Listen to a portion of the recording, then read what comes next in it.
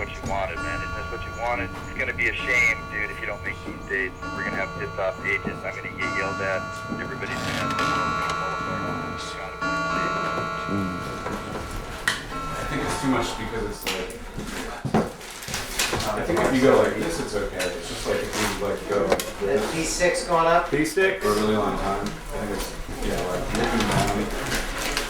It's just a little too much. Yeah, too much.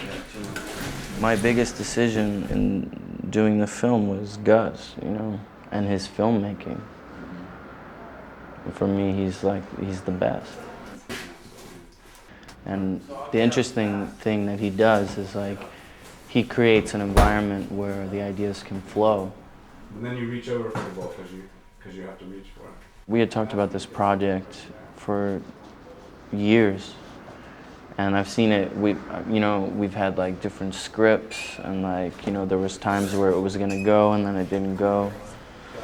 So when it came time to shooting it, I don't know, I felt like kind of relaxed with it because we really did our research.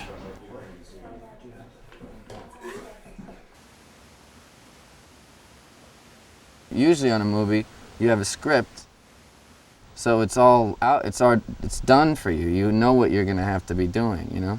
In this case, you're literally experimenting the whole time. And I think that's what Gus creates, is an atmosphere of that just being completely liberated.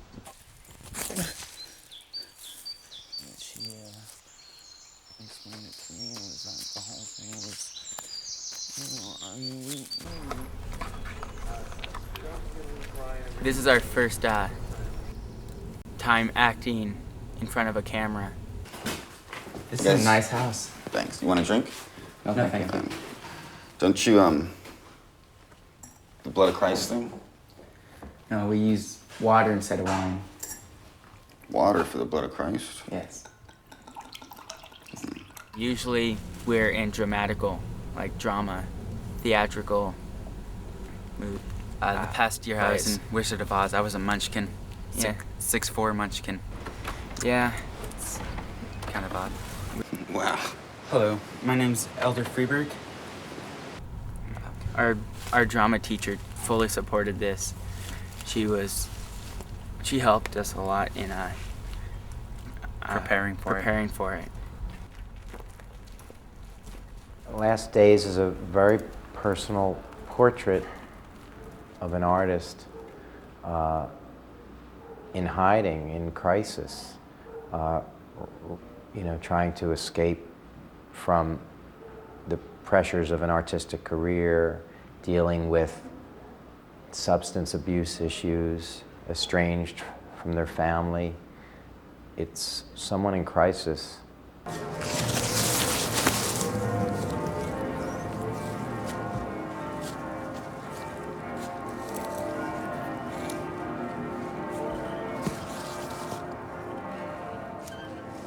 The audience doesn't need to see, to follow the character when he moves out of frame.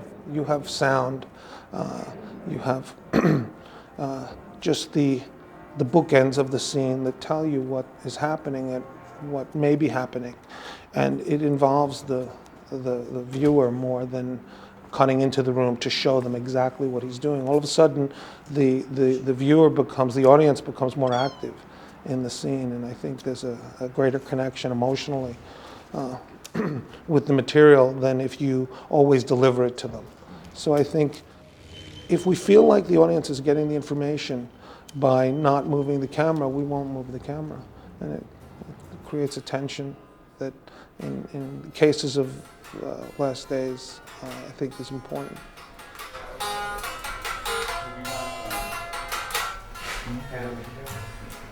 But then you don't see her as well.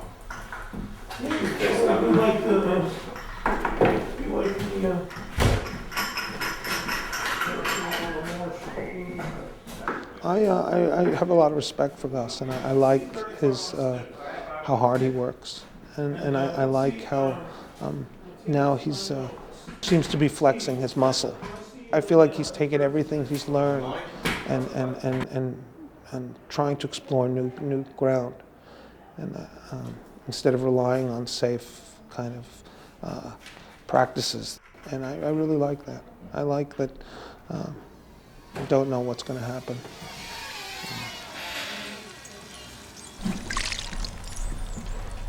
He's pretty sure of what he's going for, and then we'll bounce ideas off each other specific to the shot or the blocking of a scene, and always within a certain mandate that he's been working on lately. The simplification of structure, the simplification of coverage, trying to do things in a master, and also the minimalization of dialogue, I think, is an important element. With those tenets in mind, we just come to work that day and try to figure out a way to get that information on the screen and to the audience in a simple way as possible.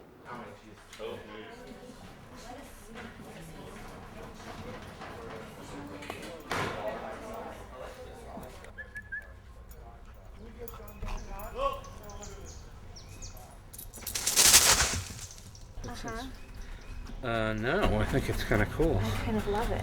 Yeah. So the question is, do we want to do pen or pencil? Or? We've got one. We've got a little of each. I have a better pencil than this, I hope. Yeah, but you know what? The pen. I think the pen would be good. So this might be a longer journey than we anticipated. So if we run out of stuff to say, wing it.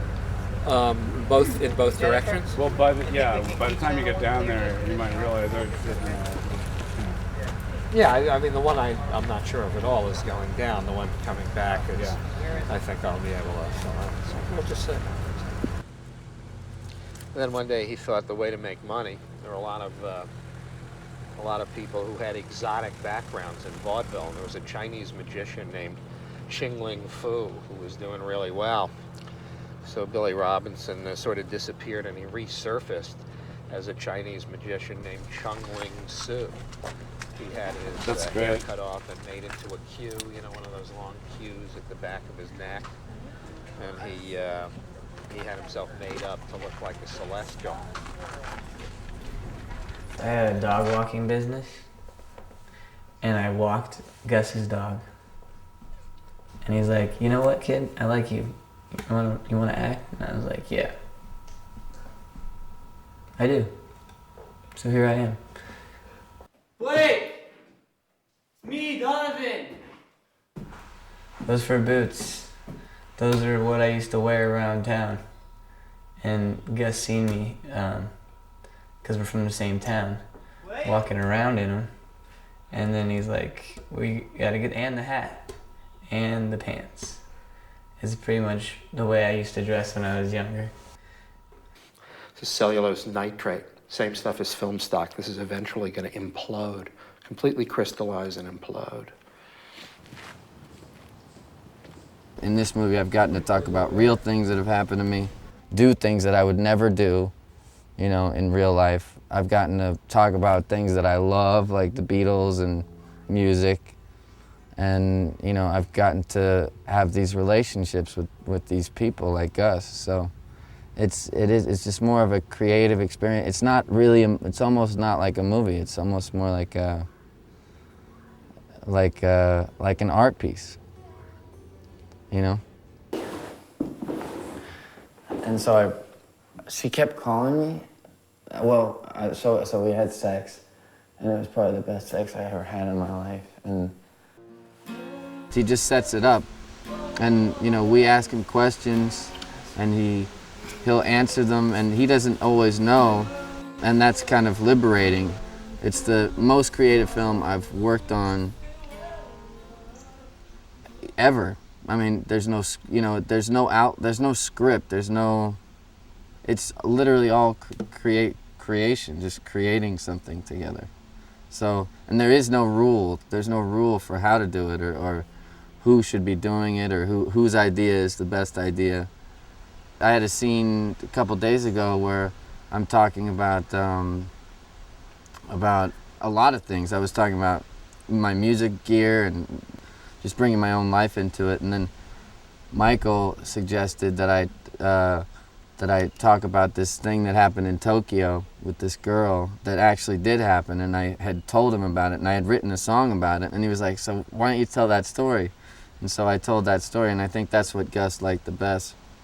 But it's things like that where you can kind of do anything. And then as far as, like, there was a sex scene, a gay sex scene between me and Scott, and I've never done a gay sex scene before. But I wanted to make the sexuality more ambiguous. And so I had sex with my girlfriend in the film, which wasn't written in there, you know. But I just told Gus that I wanted to, and he let me. I mean, when you read the outline, you don't know what the history between the people are. You just know that they're having sex. So it's great, the actors together and Gus come up with what our dynamic is, like how many times have we had sex, and what, you know, what is the dynamic, and you know, I got, like, it was fun kind of for me because I got rough with the guy, you know, and I with Scott pushed him down onto the bed and ripped off his pants, and you know, it's just liberating. It's liberating for an actor. No. What do you think was the funniest moment of the whole thing? Having sex with Lucas. You think that would go over well with people you know? I'm not really worried about that, but you know, we did the airline version, we did the Wilder version. I don't know which one they'll use. Which one do you want them to use? The Wilder one. Yeah. It's really a nice scene. It's not about getting anybody's attention. I don't think it's, you know, I mean, we're all kind of in bed with each other a lot. And I guess that sort of thing happens in a household like the one we're portraying. You did? Yeah, right. Yeah. You had sex with him. I probably will again. That's why you're here, so you can say, like, I was at Blake's place. Like, he's really unhappy. Don't Like, make me feel bad. you're a fucking groupie, man. Not a groupie. But You're an Italian whore. so what?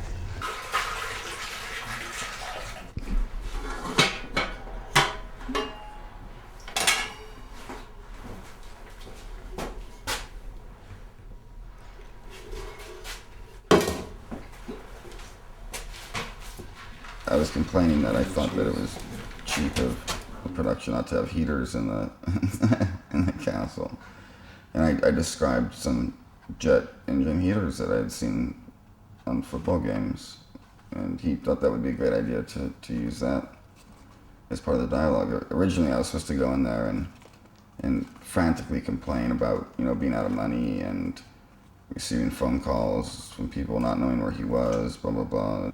And it just didn't seem to work well. You know, it seemed to work better when I just, you know, talk about things from my own life. It's colder than shit in this house. I mean, I was watching football last night. They had these jet heaters. They were like jet engines. And they could heat this whole place. Yeah. I mean, it sounds like a good idea to me. So I mean, I need to go to Utah, and we need a jet heater.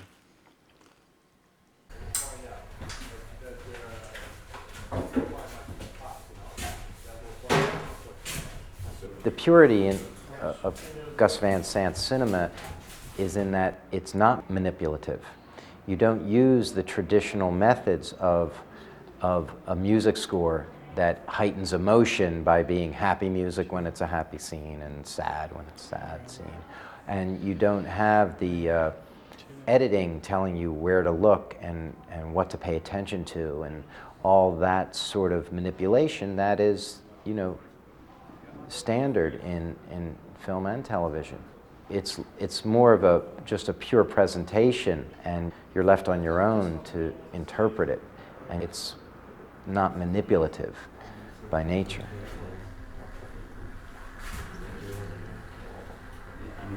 What I think is fantastic about Jerry Elephant and Now Last Days is we're seeing a very pure director's vision It's unfiltered. It's not decision by committee like most studio films. There's not a lot of influences or things pushing or pulling the film or Gus in any direction other than his creative instincts.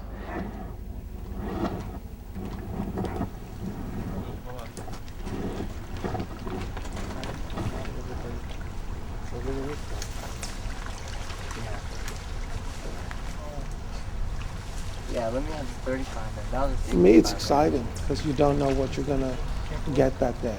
You know, you don't know what the actor's gonna bring, what Gus is gonna change. I think the script is just the script that we're given is just an outline.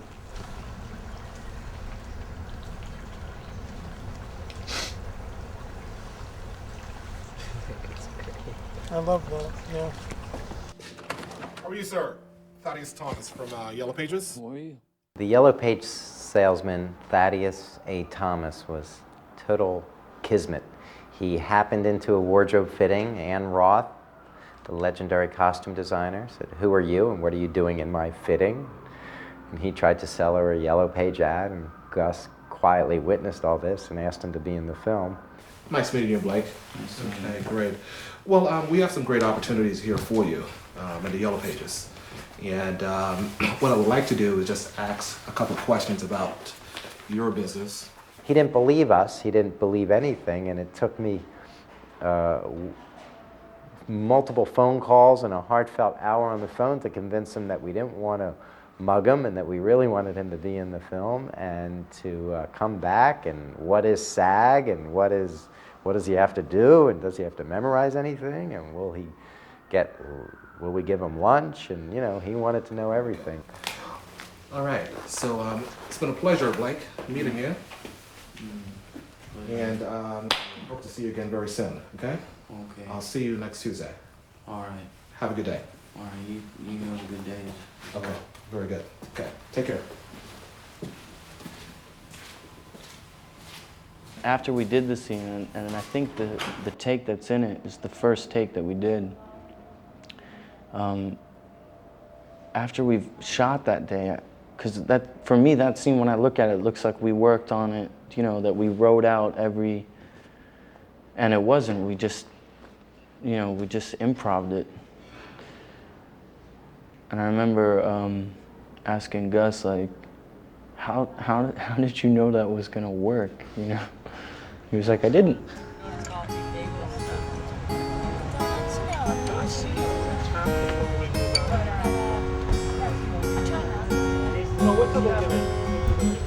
We have to use the cat, Gus. That's a bad idea.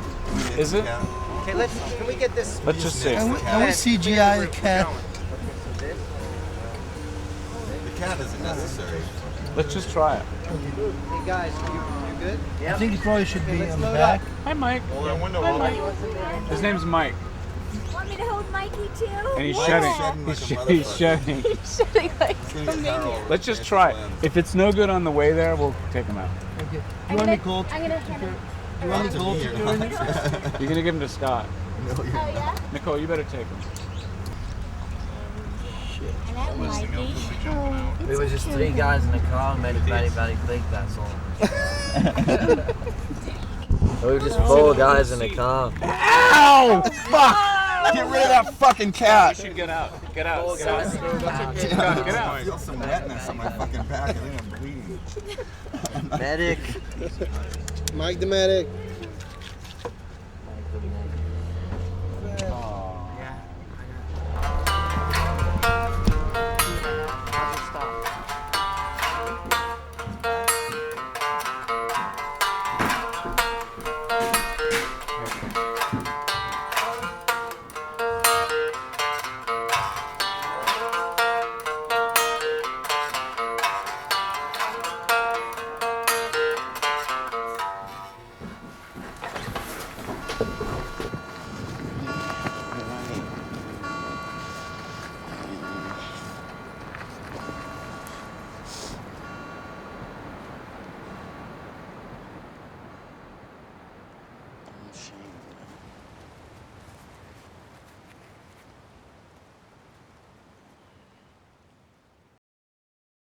What do you hate about interviews? Sorry if I ask you this one. I